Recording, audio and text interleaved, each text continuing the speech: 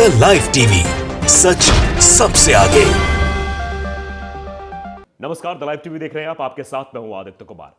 बजरंग दल का आतंक पूरे देश में बदस्तूर जारी है। एक के बाद एक घटनाएं करते हुए नजर आते हैं, लोगों को मारते हैं, पीटते हैं। अभी देखा आपने कि मध्य प्रदेश के इंदौर से किस तरह से एक शख्स को ट्रेन से खींचकर इन लोगों ने मारा, लफ्ज़-ए-जिहाद का नाम दिया। उसके बाद अब एक घटना झारखंड से सामने आई है। झारखंड में इन्होंने कब्रिस्तान की जमीन पर कब्जा करने की कोशिश की। जब कब्रिस्तान में लोग किसी को दफनाने गए तो वहां पर उनके साथ मारपीट करने लगे, पत्थरबाजी करने लगे। यह झारखंड की घटना दर्शाती है कि इनका आतंक दिन ब दिन बढ़ता चला जा रहा है। ऐसी कौन सी ताकत है जो इनके पीछे खड़ी हुई है, जो इनको मदद करती है कि तुम आतंक फैलाओ, हम तुम्हारे साथ हैं, तुम किसी को भी मारो पीटो, तुम्हें हर चीज का सर्टिफिकेट हम देते हैं। इससे आप समझिए किस तरह का माहौल इस देश में बन रहा है। मैं पूरा घटनाक्रम आपको झारखंड का बताता हूं, फिर आपको बताऊंगा किस तरह से आतंक का पर्याय बन चुका है यह बजरंग दल और कैसे आतंक हर जगह फैला रहा है। यह खबर है झारखंड की।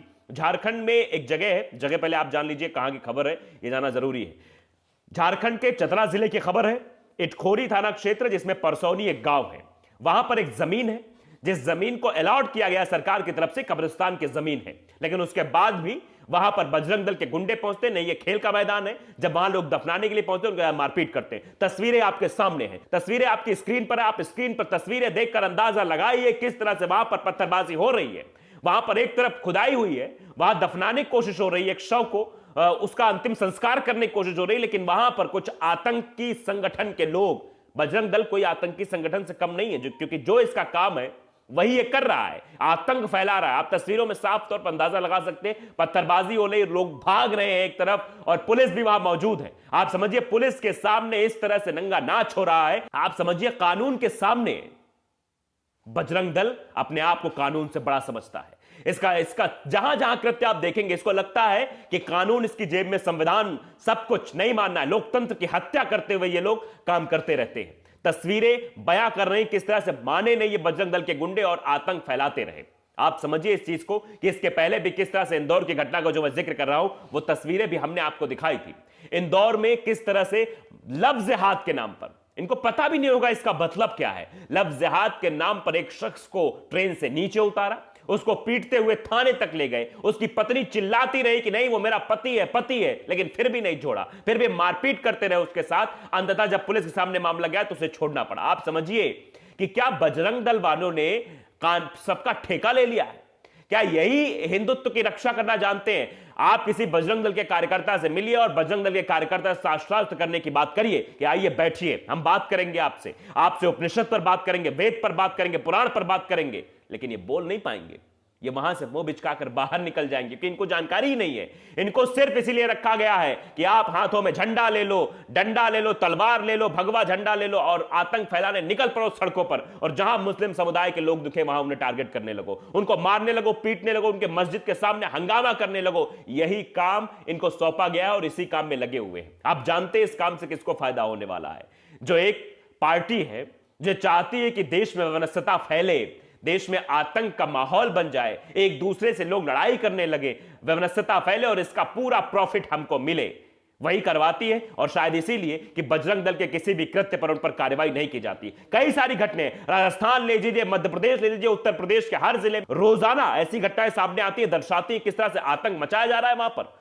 और तस्वीरें आपके सामने हैं, तस्वीरों में आप देख रहे हैं कि कैसे वहां पर आतंक। आप थोड़ा घटनाक्रम में भी आपको बता दूं क्या कुछ मामला है। दरअसल जो जमीन थी 50% कब्रिस्तान के लिए थी और उसके बाद 50% खेल के मैदान के लिए थी, उसमें खेलना था बच्चों को। लेकिन फिर भी वहां पर आतंक मचाने बजरंग दल आ जाता है। वो कहता है नहीं ये पूरी जमीन हमारी है, इस पर पूरा कब्जा, 25% तुम ले जाओ, हम सारी जमीन लेंगे, हमको खेलना है, ये करना है, वो करना है। वहां पर जब दफनाने के लिए मुस्लिम समुदाय के लोग पहुंचते हैं तो उनके शव को दफनाने नहीं दिया जाता। आप समझिए कि अंतिम संस्कार से रोका गया और उसके बाद वहां आतंक फैलाया गया, पत्थरबाजी की गई, लोगों को मारा गया, पीटा गया।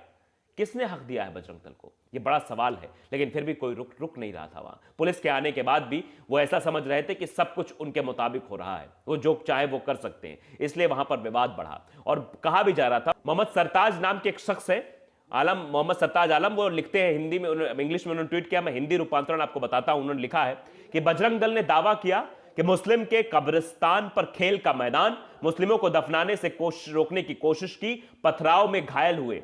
आप समझिए कि बजरंग दल ने दावा किया कि मुस्लिमों कब्रिस्तान पर खेल का मैदान है, मतलब बेवजह का दावा, कोई मतलब नहीं इस दावे का, लेकिन फिर भी दावा कर दिया कि नहीं, यह तो खेल का मैदान है, यह कब्रिस्तान नहीं है। मुस्लिमों को दफनाने से रोकने की कोशिश की, नहीं, दफना नहीं सकते हो, पथराव किया उनके ऊपर, मारा पीटा उनको। तो अब यह सवाल बहुत बड़ा हो जाता है, क्या अल्पसंख्यकों के हितों की रक्षा करने के लिए सरकार सामने नहीं आएगी?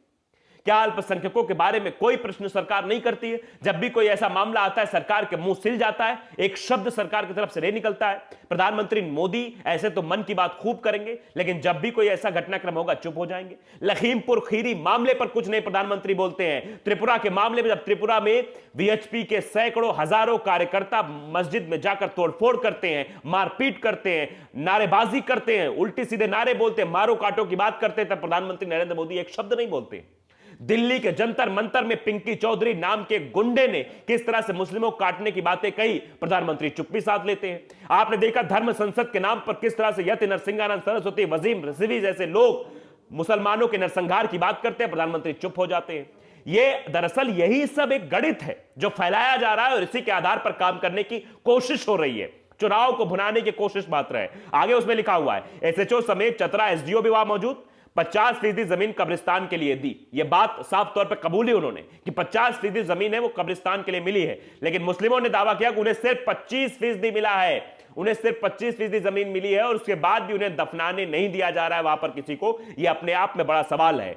और सीधे सीधे लिखा है, हेमंत सोरेन जो कि झारखंड के मुख्यमंत्री हैं, झारखंड मुक्ति मोर्चा पार्टी के सरकार बनी है वहां पर, उनसे कहा है कि निष्पक्ष जांच की जरूरत है, जांच निष्पक्ष होनी चाहिए, तभी ऐसा हो सकता है। किस तरह से वहां पर आतंक फैलाया गया, देखिए कुछ कमेंट्स भी हैं, वो कमेंट्स लेना भी जरूरी है। विवेक गुप्ता लिखते हैं, बजरंग दल आज किसी आतंकवादी संगठन से कम नहीं है। देखिए शख्स क्या कह रहा है कि किसी आतंकवादी संगठन से कम नहीं, क्योंकि है आतंकवादी संगठन। जो आतंक फैलाते हैं वो आतंकवादी संगठन के दायरे में आते हैं और पूरी शह मिली है सरकार से। यह भी बात कही है कि शह मिली हुई है सरकार से, तभी वो ऑटो रिक्शा वाले को पीट देते हैं कानपुर में कैसे उस शख्स को पीटा जा रहा था, वो तस्वीर अपने आप में बड़े सवाल खड़े कर रही थी कि छोटी सी बच्ची थी उसकी, वो पैर पे लिपटी हुई थी कि मत मारो, लेकिन उसके सामने ही, उस छोटी सी बच्ची के सामने उसके पिता को पीटा जा रहा था। कोई गलती नहीं थी, बस इतनी गलती थी कि वो मुसलमान था, इससे ज्यादा और कोई गलती नहीं थी। आपने देखा कि इंदौर में उस शख्स को पीटा गया, उसकी गलती क्या थी कि वो मुसलमान था, बजरंग दल वालों ने उसे पीटा। और मध्य प्रदेश में तो ऐसी ऐसी घटनाएं सामने आ रही कि हम बता नहीं सकते आपको। धार जिले का मामला ले लीजिए आप, धार जिले में कैसे मुस्लिम के घरों को गिरा दिया गया। उसके बाद अभी इंदौर में जो घटना हुई, मांझे से, जो चाइनीज मांझा है, उससे एक महिला की मौत हो जाती है और जो चाइनीज मांझा बेच रहा छोटा दुकानदार होता है, उसकी दुकान को निस्तानाबूद कर दिया जाता है, गिरा दिया जाता है, क्योंकि वो मुसलमान है। जबकि जो होलसेल व्यापारी है उसका नाम है विक्रांत जैन, उसके ऊपर कोई कार्रवाई नहीं होती। वो चाइनीज मांझा धड़ल्ले से बेच रहा है, थोक व्यापारी है, क्योंकि वो विक्रांत जैन है, इसलिए उसके ऊपर कार्रवाई नहीं हुई। और वहां पर अब्दुल हवाब नाम का एक शख्स था, उसके ऊपर कार्रवाई होगी क्योंकि वो मुसलमान था, उसकी दुकान को प्रशासन ने आके तोड़ दिया। इस तरह की कार्रवाई दर्शाती है कि सरकार, प्रशासन और बजरंग दल, वीएचपी ऐसे हिंदूवादी संगठन सिर्फ और सिर्फ अल्पसंख्यकों को परेशान करने के लिए है, उनको प्रताड़ित करने के लिए है, उनके नरसंहार की बातें करने के लिए है। लेकिन सरकार चुप हो जाती है, प्रधानमंत्री नरेंद्र मोदी चुप हो जाते हैं। और प्रधानमंत्री से इतिहास सवाल पूछेगा और आज भी सवाल पूछ रहा है, पत्रकार भी सवाल पूछता है कि क्या आपकी जिम्मेदारी नहीं है कि आप अल्पसंख्यकों के हितों की रक्षा करें? लेकिन नहीं, इस पर प्रधानमंत्री चुप हो जाएंगे, कुछ नहीं बोलेंगे। और बजरंग दल इसी तरह अपना आतंक हर एक राज्य में फैलाता रहेगा। तो द लाइव टीवी को अगर आपने सब्सक्राइब नहीं किया, सब्सक्राइब जरूर करिए, बेल आइकन दबाइए ताकि सच खबर आप तक पहुंचती रहे। नमस्कार। द लाइव टीवी, सच सबसे आगे।